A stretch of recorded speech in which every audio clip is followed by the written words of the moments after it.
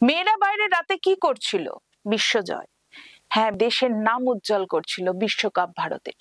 আরব সাগরের পাড়ে রচনা হলো নতুন ইতিহাস। ভারতের মহিলা ক্রিকেটারদের মাথায় এবার বিশ্বজয়ের মুকুট।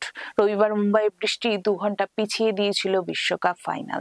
শেষ পর্যন্ত টসের সময় যখন ভারত অধিনায়ক হরমনপ্রীত কাউর এগিয়ে এলেন, তখন নবী মুম্বাইয়ের ডিওয়াই পাটিল স্টেডিয়ামে প্রবল জনগর্জন। বছর দুয়েক আগে এই নভেম্বরে রোহিত শর্মাদের জন্য একই রকম জনসমর্থন ছিল, তবে সেদিন না হলেও এদিন হলো।